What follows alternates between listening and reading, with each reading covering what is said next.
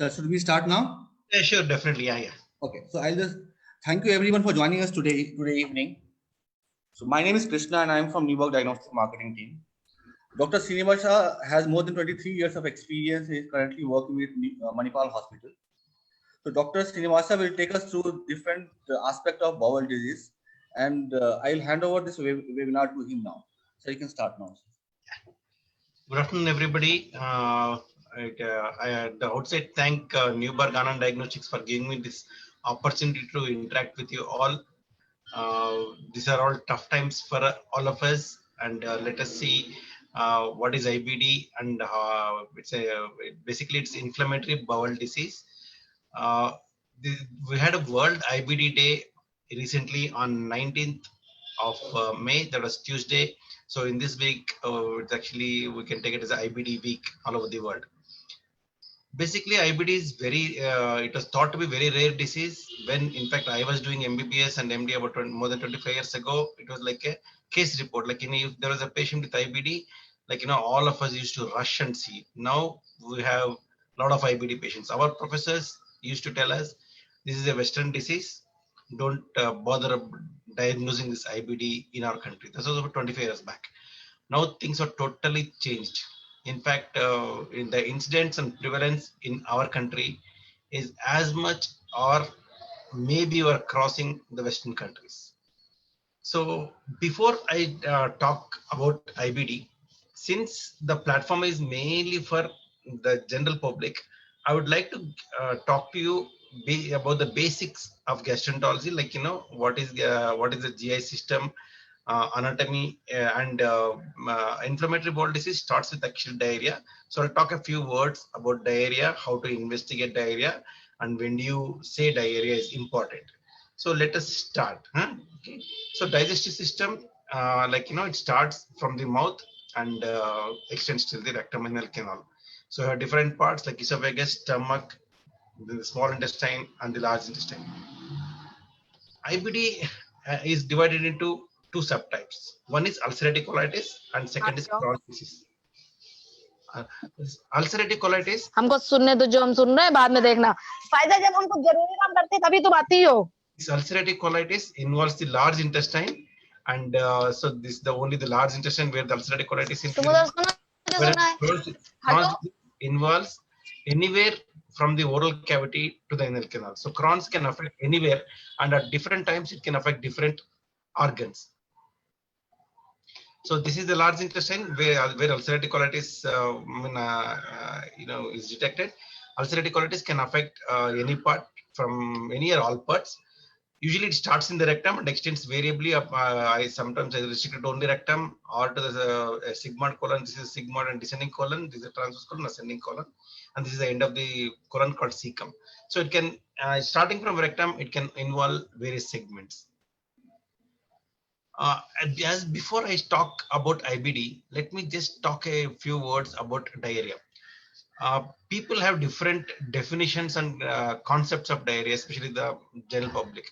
What actually diarrhea is actually means either increased fluidity or increased frequency or increased stool weight. Stool weight may be difficult to quantify, and stool weight, to your surprise, may vary from about 50 grams a day to 650 grams a day in normal persons all over the world. So maybe like in Western people, it's already 50 grams, and Africans, they say. So these are the definition of diarrhea. If anything more than that is diarrhea. Diarrhea again can be classified as acute, persistent, and chronic. Acute is within 2 weeks it subsides or stops, whereas persistent, it, as the term indicates, it persists a little more than 2 weeks. That's up to 2 to 4 weeks, and anything more than 4 weeks we call it as chronic diarrhea. See, and the third subdivision, that's chronic diarrhea, we need to concentrate because inflammatory bowel disease almost causes chronic diarrhea.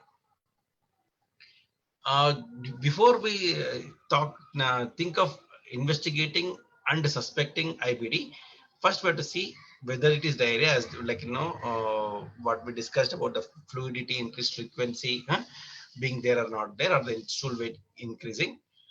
Some majority of times, if you see, the majority of diarrhea are functional. Functional means where the structure is normal, but there is a disorder in the motility, or maybe other causes.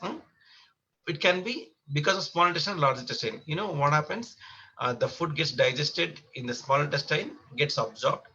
Fluid, actually water, whatever we take, gets absorbed in the small intestine and majority in the large intestine. So if there is a defect anywhere in the absorption or digestion or any disorder involving the small intestine and large intestine, one can get diarrhea. Or it can be if the small bowel diarrhea is there, it can be associated with malabsorption. What is malabsorption? As the term indicates, there is a problem in the absorption of various foods and nutrients. It is not necessary that we have only diarrhea as a symptom. It can be painful or painless. It can be inflammatory or non-inflammatory. Inflammatory means where there's inflammation, or it can be osmotic or secretory. So these are the various types of diarrhea.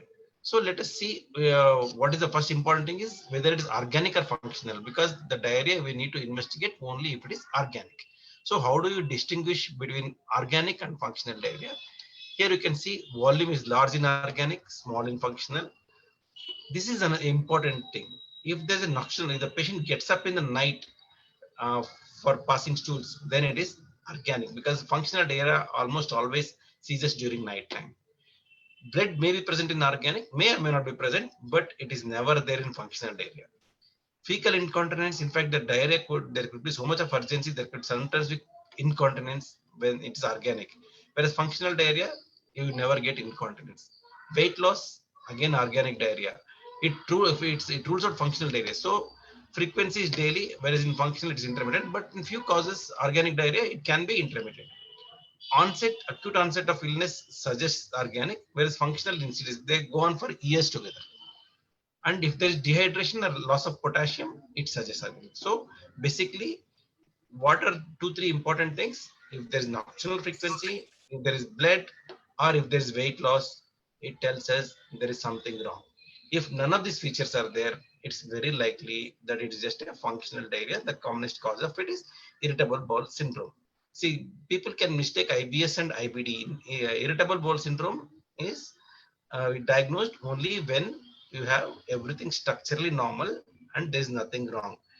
Whereas inflammatory bowel disease it's a definite entity where it is subclassified into 2 or 3 variants, basically ulcerative colitis, Crohn's disease, and indeterminate colitis. Then how does one investigate? We saw one classification, organic and functional. Once it is organic, now we have to differentiate whether it is because of small intestine or the large intestine. How do you do that? See, again, first let us see about small intestine. Again, we say it's with malabsorption, without malabsorption. With malabsorption means where certain nutrients are not absorbed properly. So characteristics are it's watery diarrhea, foul smelling, and you get a lot of noises in the abdomen. Various diseases are the celiac disease, tropical sprue. Celiac disease is wheat allergy, and these are the other causes. The commonest causes would be bacterial overgrowth in our country. Then previously it used to be tropical sprue. Now I think probably celiac disease is more common than tropical sprue. And TB and Crohn's also can produce with malabsorption or without malabsorption. But without malabsorption, mainly it is bile acid diarrhea. It's very unusual. Let's not concentrate on that. So these are the common causes of small bowel diarrhea. GR disease is a very common infection. TB, Crohn's, celiac. And patients with HIV disease, HIV enteropathy. Large bowel diarrhea. See, large bowel diarrhea is typically small quantity. Small bowel diarrhea is large quantity, watery, foul smelling. Whereas large bowel diarrhea is there is increased frequency, small quantity, there could be mucus and there could be blood. So again, if it is the blood is there only if it is organic, if it is functional like irritable bowel syndrome, you never get blood. So organic, again, it can be with blood. It's not necessarily every organic should have a blood. It can be without blood. With blood, it's basically IBD, ulcerative colitis or Crohn's. Second possibility is tuberculosis, and this is another important entity nowadays. This is carcinoma of colon. Without blood, you have certain medications and other rare causes like microscopic colitis, lymphocytic colitis, and collagenous colitis. Common cause of large bowel diarrhea, IBS, intestinal TB, inflammatory bowel disease, and carcinoma of colon. So irritable bowel syndrome, you don't have to worry. Structurally everything is normal. Whereas if it is intestinal TB, definite duration of treatment 6 to 9 months, and you're done with it. Carcinoma colon, definitely treatment is there. It's short-term treatment.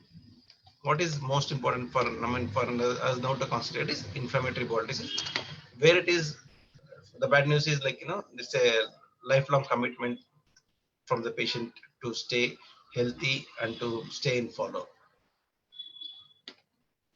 Just a few words, like, as I said about small bowel diarrhea, absorption, like if there's malabsorption, these are the things you get: weakness, flatulence, borborygmus, excessive sounds. Then you can get weight loss. And so another thing we thought was painless or painful diarrhea. Painless, these are the causes: tropical sprue, celiac, giardia, lymphangiectasia. Painful, like whenever there is ulcerations in the intestine or narrowing of the intestine, you get pain. So there, TB, Crohn's disease are important. Then another feature we thought how to distinguish between inflammatory and non-inflammatory diseases. Inflammatory means, like, where there is some systemic symptoms, like patient has got fever, constitutional symptoms, like he has got malaise, fatigue, or joint pains. This is inflammatory diarrhea. Whereas non-inflammatory, you don't have any of these features. Again, we classify, we'll see what are the common causes. Non-inflammatory, tropical sprue, celiac disease, giardia. So you can, inflammatory diarrhea, TB, Crohn's, ulcerative colitis. So these two are the entities on which we concentrate. So various classifications wise, you can say Crohn's and ulcerative colitis are chronic diarrheas. Let me come to that chart. See, diarrhea we classify it as acute or chronic. So we this is a chronic diarrhea means duration of the diarrhea is more than 4 weeks. Functional organic, we divide it because functional means where there is no weight loss, where like you don't have any blood in the stools, and is usually it is infrequent and you never get nocturnal frequency. Organic diarrhea is like where you have all these features. You will have weight loss, you can have nocturnal frequency.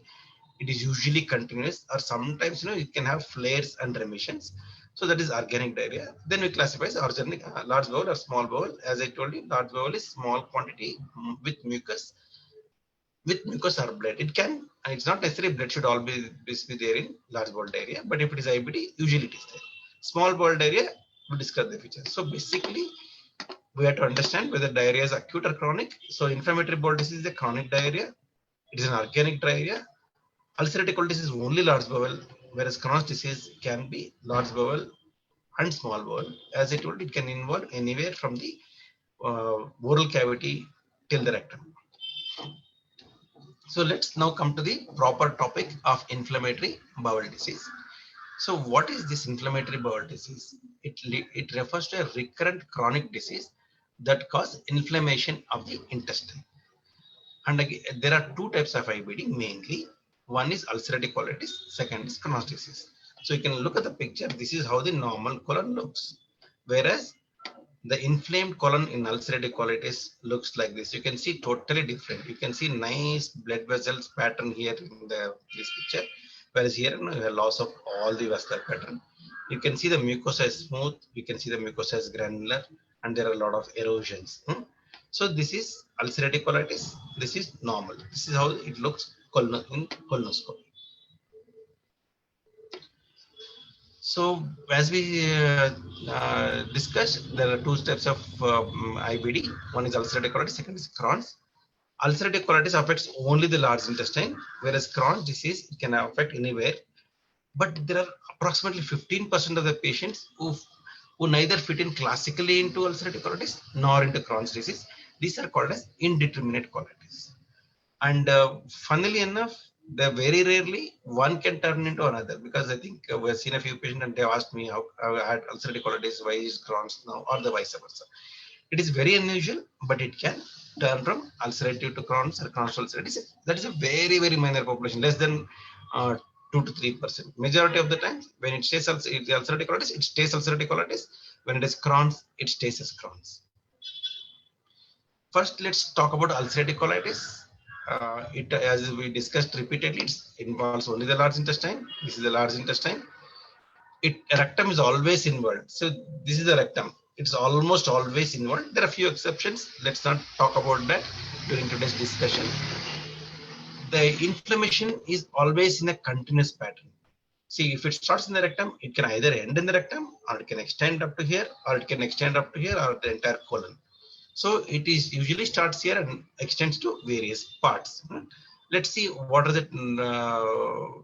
Like if it is involves only the rectum, it's called as proctitis. If it involves the up to the sigmoid, it's called as proctosigmoiditis. If it is extends beyond the splenic flexure, we call it as extensive colitis. Or if it involves the entire intestine, called as pancolitis. So after trying to understand what is, a little bit of definition of ulcerative colitis, where it can involve, let's come to epidemiology. That means, how many people are affected, what is it, what was the rate. Then we'll try to understand the various etiological factors implicated. Then after that, we'll try to discuss a little bit of treatment, and finally we'll see, take any questions. This is the way we'll plan. So epidemiologically, we have Western data, Indian data. Western data incidence in North America, North Europe is slightly different. So in it's, you can see North Europe is much more common than North America. This is the incidence rates. That is per year, you have about 6 to 15%, 15 per lakh population in North America. As prevalence would be about, the lowest is about 40. Then you can see up to 230 to 250 patients are there in the prevalence. That means overall how many are affected. In India, it is a very early study, 1984, when I spoke to, I was talking of our pre-MBBS or MBBS days. That time it was very, very low. But now we're caught up with the rest of the world. That's not a good news anyway. So the incidence rates is 6.02 at present per lakh. Still, I think since more investigations and more healthcare facilities become available to the rural population, the incidence is only going to increase. I have a little bit of bad news. You can see that studies from Singapore and Malaysia, where they compared populations of Indian, Chinese, and Malay ethnic origin, it showed the residents of Indian origin had a higher prevalence of ulcerative colitis than either Chinese or Malay origin. So, in the Asian countries, Indian origin people have more colitis than other countries. So compared to Chinese, Singaporeans, Malaysians, our incidence of ulcerative colitis is more. And you can see the odds ratio is about 3 to 5. See, there are 3 to 5 times more chances of an Indian getting inflammatory bowel disease than the other ethnicity in the Asian countries. Let us see overall why does, then the next thing is, once we understand where we stand. See, for example, we are catching up with the Western population in the incidence and prevalence, and compared to other races, we are little more prone. What are the etiologic factors? Why does it happen? Because everybody, first is, why did it come to me? Because infectious diseases, say for example, TB, malaria, typhoid, jaundice, they always have the causes, infective causes, and it is eminently treatable. Whereas this inflammatory bowel disease, it's not a single cause. It's a combination of various factors. What are these various factors? First thing is genetic susceptibility. It comes in a person with genetic susceptibility. There is some immune dysregulation and microflora. So it is a combination of factors. Genetic susceptibility should be there. Microflora may be altered, and there is immune dysregulation. Means the immune system, which fights against the antigens, is not well regulated. It is dysregulated. First, let us talk about genetic factors. It is non-Mendelian inheritance. Non-Mendelian means it is not it comes directly from the father or the mother to the children. There are various factors. In fact, there is a twin study in 80 twins with IBD. There's a difference. Crohn's disease, there is more genetic factors. So if there is identical twins, 50% at concurrent. It's if you have identical twins, if one child has got Crohn's disease, there are 50% chances the other child will have Crohn's disease. This only applies to monozygotic twins. It doesn't apply to dizygotic twins. Again, ulcerative colitis is much less common that way. Let's take first degree relatives. First degree relatives, if you take, there is 3 to 20 times more likely. See, if there's a prevalence of in the country of about 6 to 10 per lakh population, 6 to 10 per lakh. So it is about If you take 10 people are affected in 1 lakh, here it is 30 to 200. It is not, see, it doesn't mean that, everybody, like, one person has got in the first degree, everybody gets, no. And then what happens if both parents had IBD? See, in one report, if both parents had IBD, it can be like, both had ulcerative colitis or one ulcerative colitis or one Crohn's. There is up 1/3 of the children get IBD by the age of 28 to 30. So if both parents are having inflammatory bowel disease, 1/3 of the children will have IBD, and that too before the age of 30. But if you see in Asian countries compared to the West, the positive family history is only between 0.6 to 8%. Racial factors we'll discuss a little. There are more in Jews than non-Jews, but I think let's leave this. Let's understand what happens in our country. So in the UK population, they studied, like, what happens to the ethnicity comparing the European people to South Asians.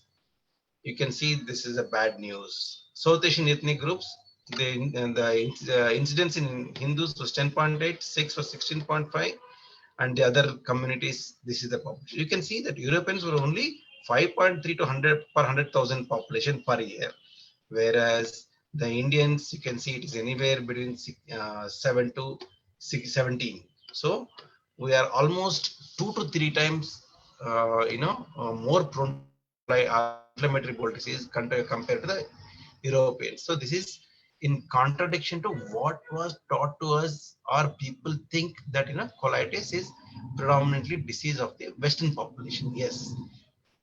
If, like, if the environment and our diet habits have remained as South Asian, we're still not very much prone. But if we are exposed or we follow the Western culture, this is what happens. So if the environment changes, there are a lot of changes in the South Asian groups, and especially the Indians. So we saw it was an interplay between genetic susceptibility, immune dysregulation, and microbiota.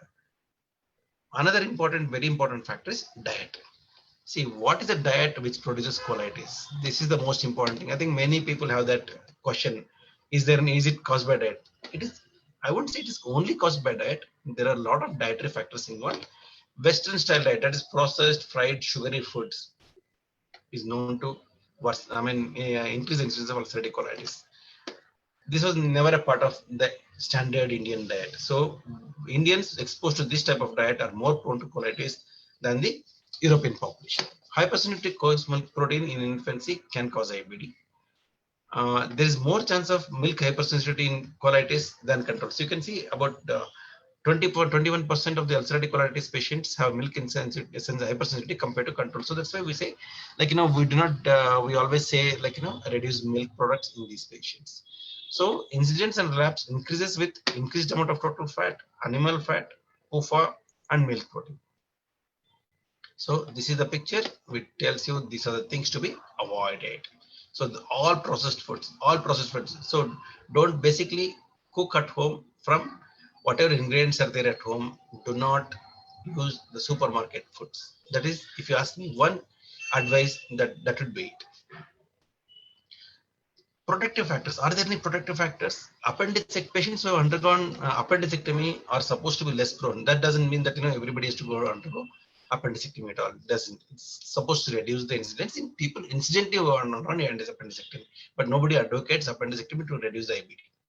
And once IBD starts, do not think that, see, this is the thing, appendectomy is performed after onset of effect on the course is far less clear. Otherwise, appendectomy. Microbiome. There are certain bacteria which are shown that especially reduced diversity within the Firmicutes. There are significant differences in bacteroids, lactobacillus, the bacteria, and we think that change in fecal samples of patients decrease. Once they go into remission, lactobacilli increase. There was lactate level, patients controls. Then coming to family history, first degree relatives 10 to 15 fold risk of developing lifetime risk of ulcerative colitis in first degree relatives 2. Family Western population, there is 15 to 30% of family history, whereas in Indians or Asians it's only 0.6 to 0.8. I think this data is because, like, you know, if they are younger generation affected, if you see a generation or two later, I don't know whether the figures will change from incidence to higher.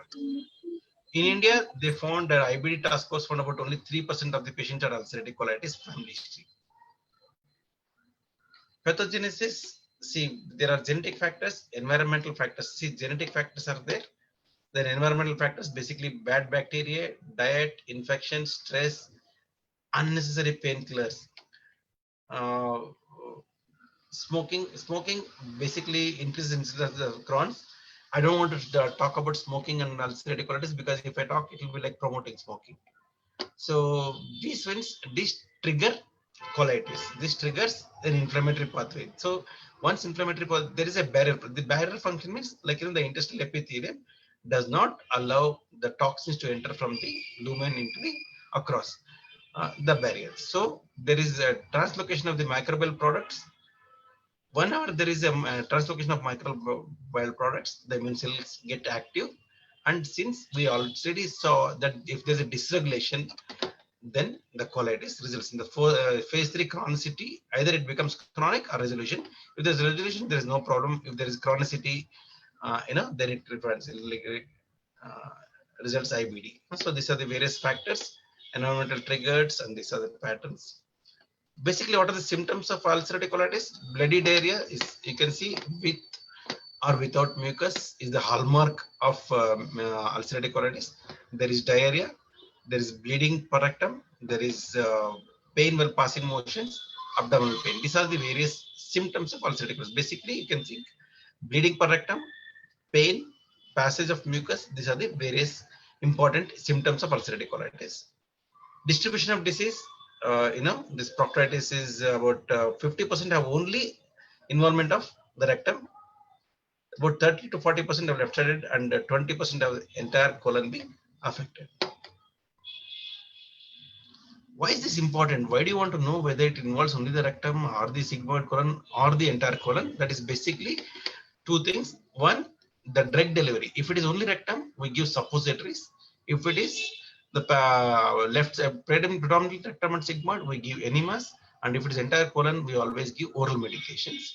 It's not only that how you manage the patient, the incidence, because one thing is, like, the ulcerative colitis, if it is long standing, can increase the incidence of colorectal cancer. It is not that all of them get colorectal cancer.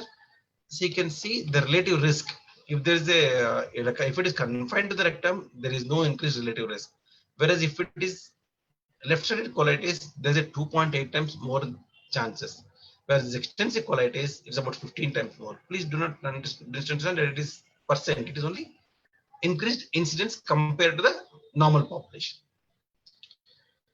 How is ulcerative colitis diagnosed? Basically, it cannot be diagnosed by single test. It always involves history, physical examination, laboratory tests, endoscopy, and biopsy. Biopsy is the gold standard. One should never diagnose ulcerative colitis without tissue diagnosis. One thing we have to understand with ulcerative colitis, it always follows a pattern of remission and flares. Remission is the period when there are no or few symptoms. Patient is literally free from the disease here. Please do not misunderstand that the disease is gone during the time. It is there, but it is quiescent.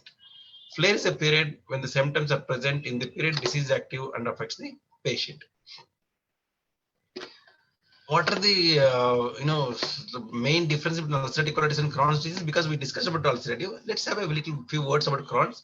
Rectal involvement is always there in ulcerative colitis. It is frequent but less common. Small bowel involvement is rare or almost nil in ulcerative colitis.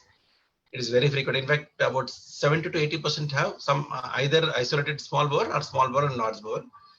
Ulcerative colitis is always continuous, whereas it is like there are always skip areas in Crohn's disease. Depth of ulceration is only mucosa. See, that's the reason we have different complications in both the disease. Ulcerative colitis, it involves only the first layer, because if you look at the whereas Crohn's disease, it involves deeper. We have mucosa, submucosa, propria, and serosa. Whereas Crohn's disease transmural means it involves the entire thickness of the wall, whereas only superficially the mucosal layer is affected in the ulcerative colitis. And that's the reason that you rarely get, it's not that it doesn't happen, very rarely you get strictures, means narrowings. They're frequent because it is transmural, that is the entire wall is involved. Since the entire wall is involved, fistulae are also common, that intestine gives way and patients can have fistulas either in the perineal area or between two intestine, that is a enteroenteral fistula, or into the fetal cavity. Perineal lesions are very frequent in Crohn's, they're infrequent in ulcerative colitis. And there are two antibodies, because I think serology also, because I think since Newberg does all serology, we need to also understand and see how effectively we should use the serology. As we discussed, is visible blood stools, loose stools, rectal bleeding, all these are there. But more importantly, there are certain extraintestinal symptoms. These are extraintestinal symptoms. They are there between 6 to 40%. This is Dr. Rakesh Kochar from PGI. He found that about 1/3 of all the ulcerative colitis patients have some or the other extraintestinal manifestations. So because these are sacroiliitis, that means they have pain in the sacroiliac joint, arthritis, peripheral arthritis, some eye manifestations like redness, conjunctivitis they can have, and then there are some mucocutaneous lesions. And hepatobiliary, basically you have something called as a primary sclerosing cholangitis in ulcerative colitis, whereas Crohn's disease patients have increased incidence of gallstones also. These are the skin manifestations. This is called as erythema nodosum. You can see it happens in ulcerative colitis about 3 to 10%, little more common in Crohn's, about 4 to 15%. You can see a tender raised subcutaneous nodule. This is the erythema nodosum. And if you take a biopsy, it shows as focal panicleitis. Then we have pyoderma gangrenosum. This correlates with activity. It happens in like about 0.75%, or you can say about 1%. 1 in 100 will have this pyoderma gangrenosum. They appear as initially single or multiple papules or pustules that are often present with trauma to the skin. They can happen over the shin. So the diagnosis is mainly by endoscopy. You can see these are mild colitis. This is mild. This is mild. This is moderate. And these two are severe colitis. You can see so many ulcerations, loss of vascularity. This is only loss of vascularity. You have a few ulcerations. There's gross ulcerations here. Once it heals, you can see the mucosa is looking a little normal compared to these three pictures. But you can see these are called pseudo polyps. That is because of regeneration. This is how ulcerative colitis looks. You can see whenever it is involved, you can see it's continuous involvement. You don't see skip areas here. You can see in this picture, in this picture, in this picture, till whatever you see, it's continuous involvement. Crohn's disease. Crohn's disease, you can see these are called as linear serpiginous ulcers with, this will give to cobblestoning appearance. Here you can see rectum is involved only in 50%. It is discontinuous or asymptomatic, asymmetric. There's transmural involvement, and biopsy show granulomas. That's why it's very difficult sometimes to distinguish between tuberculosis and Crohn's in our country. And that's one of the things, previously people used to think always TB and treat as TB, but now I think Crohn's is, at least in Bangalore and wherever, like in metropolis, Crohn's is much more common than TB. In fact, that will be a surprise, but yes, Crohn's are seen much more common than TB. I think majority of people know about endoscopy, colonoscopy. Just I want to show that small intestines, because Crohn's involves the small intestine. You can see the small intestine also through what we have is the enteroscopy that we have to do it regularly in Manipal Hospital. So you can see the small intestine, almost entire small intestine. It's a long clip. I don't want to waste your time. You can see the entire small bowel.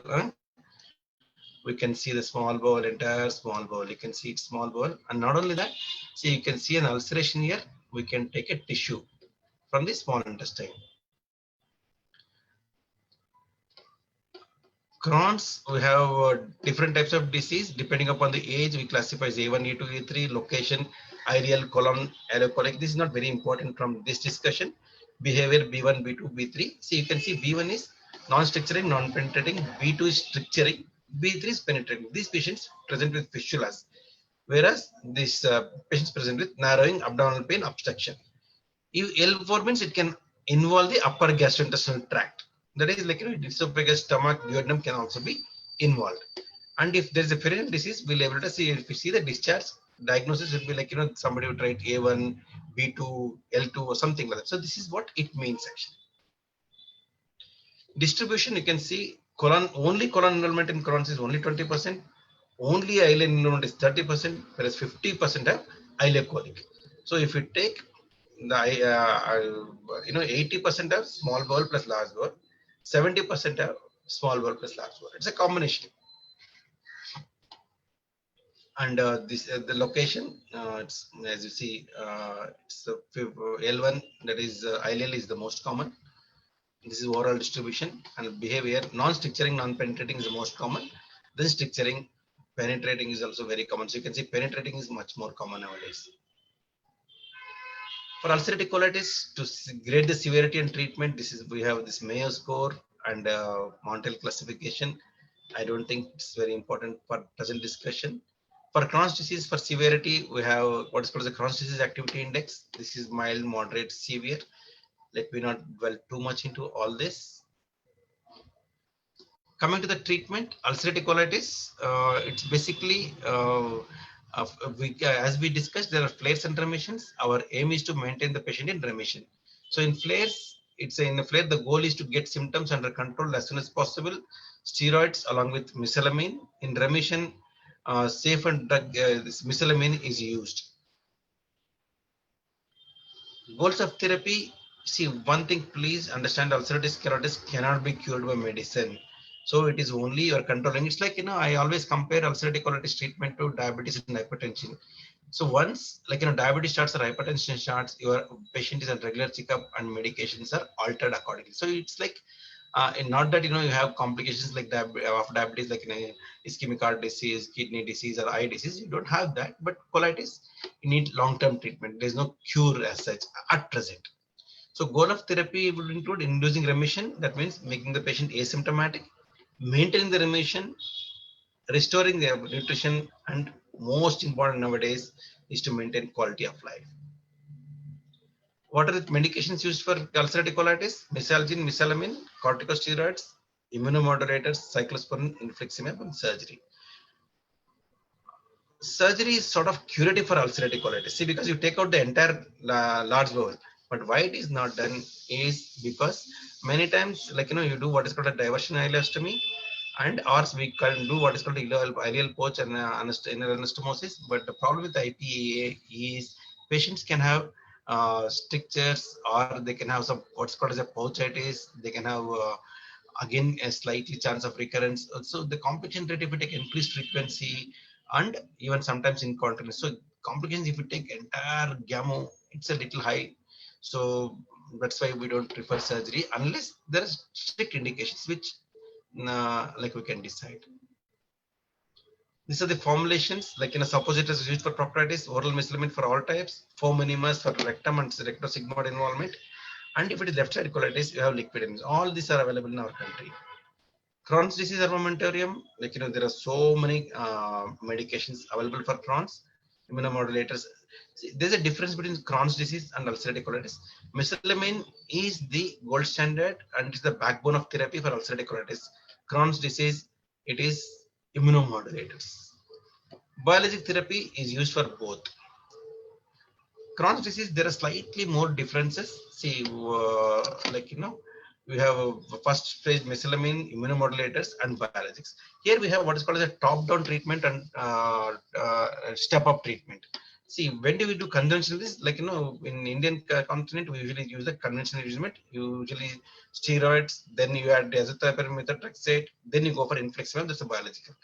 Whereas if it is a top-down therapy, you start with the best, that is infliximab and azathioprine, or other biologicals are there like adalimumab, and shortly vedolizumab will also be introduced in our country.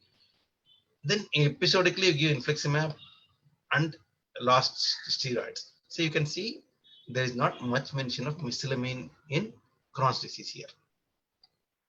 So when do you do top down means you aggressively treat the patient. If the patient has got onset is less than 40 years, penetrating disease. That means patient has got fistula, has got small bowel involvement or perineal involvement. You always treat aggressively in the beginning itself. You don't wait, step 1, step 2, step 3. In fact, you go to the last step first. And then you get treatment of complications, fistula, where they have some discharge perineally. It can be medical with medications like especially metronidazole, sometimes quinolines.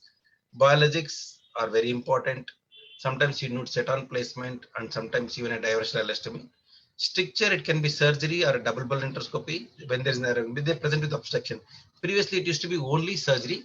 Now, I can present you one patient, you can see the ulceration and the narrowing in a Crohn's disease patient.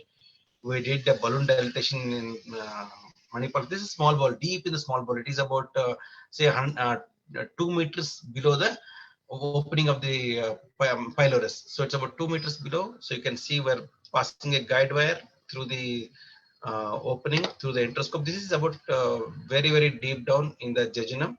And then you can see we're passing a balloon into the stricture, dilating it. We can see it was very narrow. Now actually scope was not going, and now you can see after the dilatation, scope is able to go across. If the scope is able to go across, then major time the patients get relief from the obstruction or narrowing. So it's not necessary that you do surgery for all the patients with narrowing.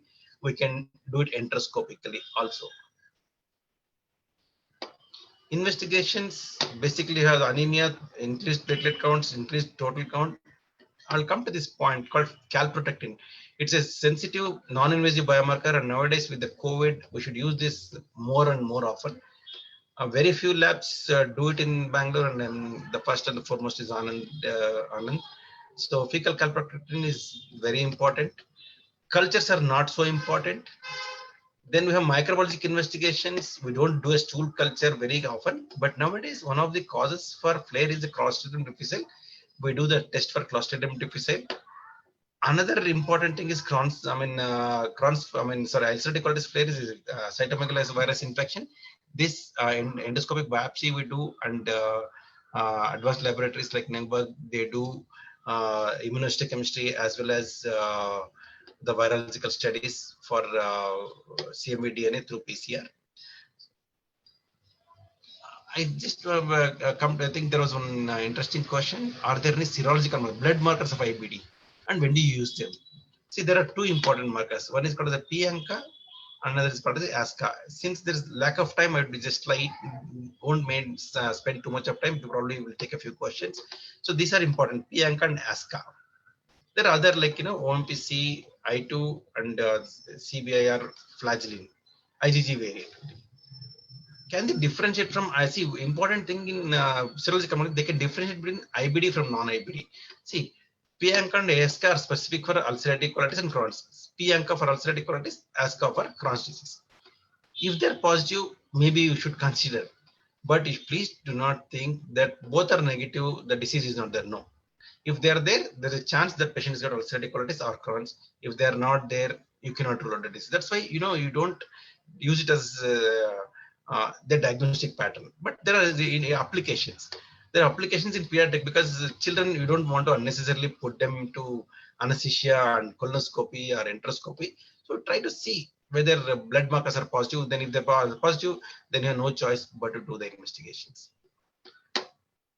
So when do you use serological markers to differentiate IBD from functional disorders, Crohn's versus ulcerative colitis, and predict disease or course complication? I'll come back to that. Why in Crohn's disease we have phenotype, severity of disease, risk of pouchitis. I'll tell you the importance of each of the markers. So you can differentiate IBD from functional disorders, predict the course of disease. So you can see that this is ASCA plus ANCA. If it is there, fibrostenosing is very high. If it is ANCA plus ASCA minus, see, this is ASCA plus ANCA minus, you have fibrostenosing. You have ANCA plus ASCA minus, you have more like ulcerative. As you know, it's like ANCA is for ulcerative colitis, ASCA is for Crohn's. So Crohn's is transmural, that's why you have fibrostenosing. And you also have internal perforating with ASCA being positive. Okay, so that's why whenever there is ASCA positive, more chance of fibrostenosing and fistulizing disease. If you have ANCA positive, even if it is a Crohn's disease, more like colitis disease. Microscope features, this is basically for the pathologist. I think we have architectural changes, inflammatory features, epithelial cell abnormalities. Uh, these are the various page. I think there's no need to dwell on this. Then what are the in the mucosal crypt atrophy, crypt density is already a lot of crypt changes, the epithelial changes, inflammatory changes. We classify the pathological changes into inflammatory, epithelial, crypt, number as well as architectural changes. So these are various clinical trials. What they are told us. See, IBD is a lifelong disease. There should not be delay in diagnosis and treatment. And if there is a delay in diagnosis and treatment associated with long-term complications like perinephritis and fistulae, may require multiple surgeries. Like, if especially one neglects that, there could be growth retardation in children. There is an increased risk of colorectal cancer in patients with ulcerative colitis. This increased risk, please do not understand that everybody who's got ulcerative colitis gets a cancer. No, this increased risk compared to population. Now, the important thing during this COVID-19, what do we do? Like one has got a colitis and this COVID-19 is going on, what do we do? So during the recommendations are during this pandemic, patients with IBD should continue IBD therapies. Please do not stop, including scheduled infusions of biologics like infliximab. Second and good thing, having IBD does not appear to increase the risk of COVID-19 or development. Instructions for patients with IBD who develop COVID-19. See, for example, somebody has got IBD and they develop COVID. Is like, maybe that time we stop azathioprine, methotrexate, and the tofagtinib. Tofagtinib is not used commonly in our country. Stop biologic therapies during that time. But we can restart all these therapies after completion. So during the COVID-19, if somebody with inflammatory bowel disease develops corona infection, then only this applies. Stop thiopurine, stop biologics. But once the patient recovers, that is the usual thing. It's not a uniformly fatal disease. Then we restart treatment. But if nobody, if the patient doesn't develop COVID, please continue your present medications. So key message from my talk today is IBD is on the rise in the developing world, affecting young active age group. Basically, it's a chronic lifelong disease, but can be managed. Any case of chronic or recurrent diarrhea, bloody diarrhea and weight loss needs colonoscopy and further evaluation. Do not attribute all the bleeding per rectum to hemorrhoids. Early diagnosis can improve outcome. Adequate treatment, adequate monitoring, drug adherence is of utmost importance. And please follow up with your gastroenterologist regularly and as suggested. Most patients do well with adequate treatment and can lead a normal healthy life. So it is normal healthy life can be led by majority of the patients. Thank you. I think we'll spend a few minutes for questions, maybe. Yes, sir. So Maria, my colleague, will ask few questions. So we have several questions on the chat as well. And okay. We have so Maria, could you please ask question which has come up? Yeah. Good evening, sir. There are a few questions on the chat forum. Okay. Is there a diet plan for Crohn's disease? Yeah, there's definitely it differs between the children and the adults. See, in fact, many children, like especially young children, we have what is called as an elemental diet, where it's totally free of fat and fiber. So those in very young children, say for example, you can get Crohn's very early at age of 4 or 5. Many times only elemental diet can control the disease. Whereas in patients with adults with Crohn's disease, see, one thing we always discuss dietary factors is like what brings on the disease or what brings on the relapses is one is too much of milk or fried food and junk food. So these have to be totally avoided. Fibers actually need to be less. Unfortunately, some patients tend to have strictures in Crohn's disease, so they need to avoid large leafy vegetables. So basically, stick to non-spicy, low milk, and if some strictures are there, avoid leafy vegetables and avoid junk food and especially processed food. This would be my advice. Processed food includes like all what you get in the supermarket, the instant stuff, or you have this ice creams, chocolates, burgers, and all this to be avoided as much as possible. Okay. There is a question. Is there whey protein intolerance patients with IBD? Whey protein. Whey protein, see, there is not much of a data to say that whey protein they have allergy. Some patient may be intolerant, but not we don't say that avoid whey protein to this patient's uniform. There is a question on differentiation between Crohn's and TB. Yeah. See, in fact, since it was out of this topic, I didn't cover that. There are there are some differences, especially what happens in a tropical country like India is you have Crohn's also and TB also. Although in fact, compared to TB, now Crohn's is more common. Unlike what was happening in the previous previous decade where TB was still more common. Sometimes it is almost impossible. See, but there are certain indications. If there is a involvement in the upper GI tract, see, none of them are 100%. There are suggestions. If there's involvement of the upper GI tract, if there is involvement of the proximal jejunum, then more chances are it is Crohn's. And then you have typical ulceration pattern like large serpiginous ulcers in Crohn's. You have fistulae in Crohn's. TB is very unusual. So presence of perennial disease, presence of extensive small bowel involvement, presence of serpiginous ulcers are suggestive of Crohn's. Microscopically, I think in fact the pathologists and lab gives us more information.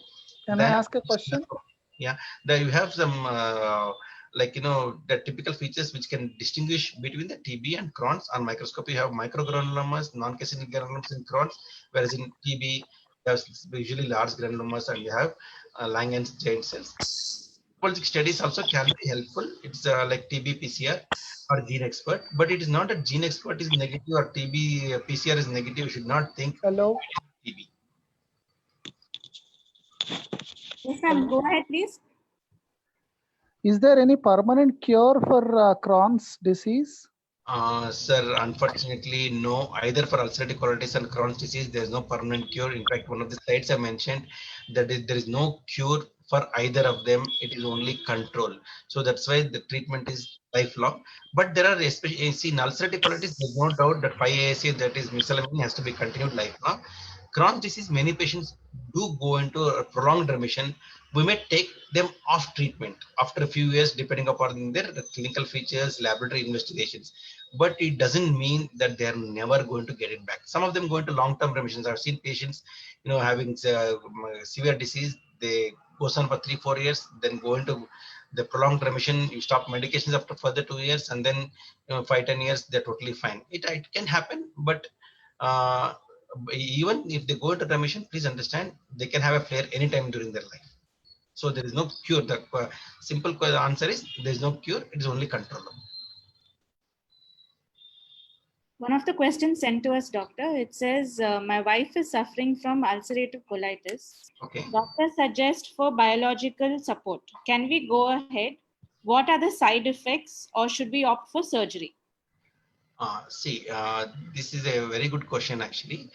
In fact, if you are thinking of surgery, because indications slightly different. Surgery advantage is it is curative. In fact, I mentioned that the ulcerative colitis surgery is curative because you remove the entire large intestine. It affects only the colon, the large intestine, so it is curative. But there are certain things, because if you do that ileal pouch inner anastomosis, it can be 2-step or sometimes 3-step procedure also. There is multiple surgeries, but there are certain risks associated with surgery. Like pouchitis, incontinence, you have sometimes stenosis, very rarely recurrence of the disease there. Or sometimes they know that ileostomy, if that is the pouch is not functioning well, patient might land at ileostomy. So that is the plus and minus of surgery. Regarding biologics, yes, they're pretty good. They're pretty good. Only thing is it's not a single dose commitment. You have 2 biologics, either infliximab or adalimumab right now. It's a long-term treatment. like if you go to the Western countries, once they're on biologics, they're on what is called as induction therapy and a maintenance therapy. Induction treatment, because it depends on what biologics you use, and maintenance treatment is usually advised. It may not be feasible in our country to have maintenance, lifelong maintenance treatment. Regarding side effects, yes. See, one thing is your doctor will always see that you don't have any TB infection. That one thing which can be cleared up by giving biologics. TB infection is one thing. You try to increase chances of malignancy, and always it is combined with azathioprine. And azathioprine in long term, it can produce a few side effects. One is cytopenia, malignancies, and some especially certain lymphomas. All this can happen, but they're very unusual. I'll go on to the next question, doctor. The lady says that she's been suffering from IBS for the past 3 years and Okay. has done endoscopy and colonoscopy multiple times. Okay. She's on Normaxin and Velpride Plus. She Okay. wants to plan for pregnancy, but she has hyperacidity as well. She's 34 years old and she has no kids so far. Okay. So she wants to know if she can plan for pregnancy. See, IBS, as I said it's a like you diagnosed IBS only when there's nothing organic, means there's nothing structurally normal, when there's nothing structurally abnormal. So definitely one can plan for pregnancy, but do not continue these medications when you are planning to conceive or pregnant, because during early pregnancy we'd like to avoid all medications. So you can definitely conceive a normal person, but do not take medications when you're planning to conceive or once you get pregnant. Okay. There is a question on the chat forum. An IBD patient loses weight. So which protein will be good for that? See, in fact, I would try to think and investigate why he has lost weight. That is the first important thing. See, because why he has lost weight. See, it could be especially patients with Crohn's disease can lose weight. Either there are a lot of causes. One because of malabsorption, one because of bacterial overgrowth, one sometimes because of strictures. So, or fistulae, the intestine can get bypassed by internal fistulae. So, first is to see why one has lost weight. If none of the things are there, like if internal fistulae are not there, bacterial overgrowth is not there, strictures are not there, or there is not loss of the mucosal surface, then you think of that. Vegetable proteins are always better than non-vegetable. Any vegetable source of protein like dal, soya and all are better, but always stick to vegetable proteins. There's a question which was sent to us on how to reduce acidity, and is long-term acidity a matter of serious concern? And is uneasiness in the stomach related to acidity? Okay. See, I don't think I can say directly that there's nothing in this. See, because the concept, people have different concept of acidity. If it pertains to only burning or discomfort without what we call as alarm symptoms like loss of appetite, loss of weight, difficulty in swallowing, or any internal bleeding, then there's not much of an issue if the person is young. So many people have misconception of acidity. They attribute many symptoms to acidity. So if it is basically acidity by what I described, there are no long-term problems. Regarding taking acidity medicine in the long term, I think press went overboard unnecessarily, blaming acid suppressants, the proton pump inhibitors for various complications and side effects. They're not that bad, but unnecessarily do not take them. And lifelong, unless indicated, do not self-medicate. If your doctor or gastroenterologist suggests, then long-term medications are safe, because there are alternatives. Like, if somebody's got a reflux and hiatus hernia, go for surgery. Why do you want to go young patient? Why do you want to continue PPIs? So I think you should not take self-medicate on long-term proton pump inhibitors. Follow your doctor. One of our Facebook viewers have written a question. The lady is 45 years old and has been operated for ulcerative colitis, but she's having continuous diarrhea even at night. Some doctors have told her that is IBS and she wants to know what to do. Can you help? Ma'am, I think this, without investigating what type of surgery she's undergone, whether it's ileal pouch anastomosis, what type of surgery she's undergone, it's difficult to say. I think, because the thing is, IBS is possible. Again, as I said, where diarrhea, does it mean only increased frequency, or it means watery diarrhea? If it is only increased frequency in IPAA, it is pretty common. It's pretty common. See, the reason why IPAA is not picked up too often is blood might come down, frequency might remain same or even worsen. So whether it is because of the pouch or just presence of pouch, not that the surgery is malfunctioning or something. It can be because of the pouch itself. There could be increased frequency. So I don't think without seeing the investigations and seeing what is the type of surgery, I can give a point blank answer on this. Understood, sir. Another question. Why do men above 60 have constipation very often? Yeah, see, that is a combination of factors. One is, I think, see, with age, what happens, the motility of the intestine comes down. Usually the physical activity also comes down, and these are the two main causes. The motility into the intestine comes down and the physical activity comes down.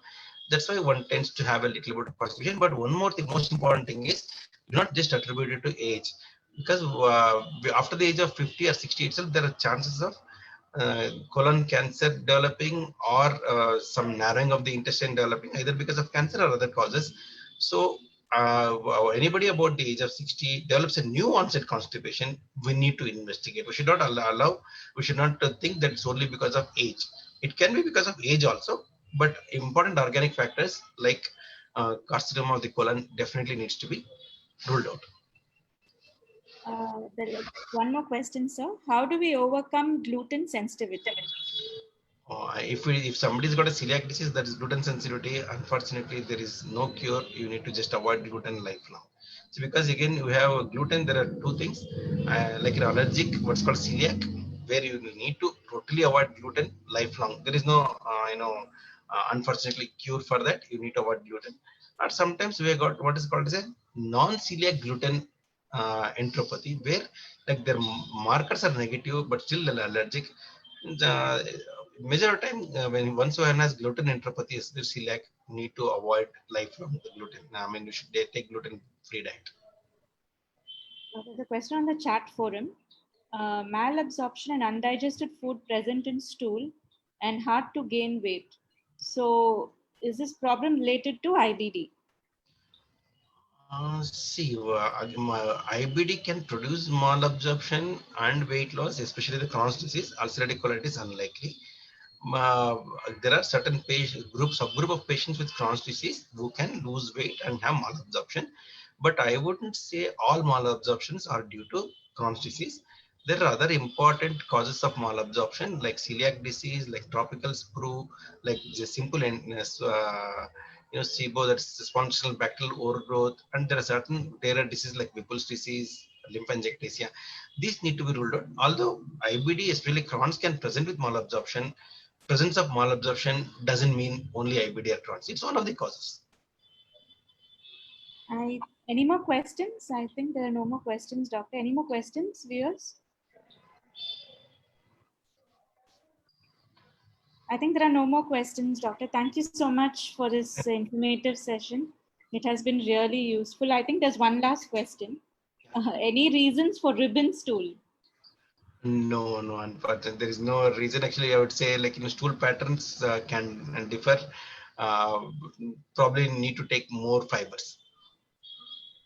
I think that's about it, doctor. No more questions. Thank you so much for your time. It has been a very informative session and very educative as well. Thank you so much. Thank you. Stay home, stay safe, stay healthy. Yeah, thank you very much. Thank you.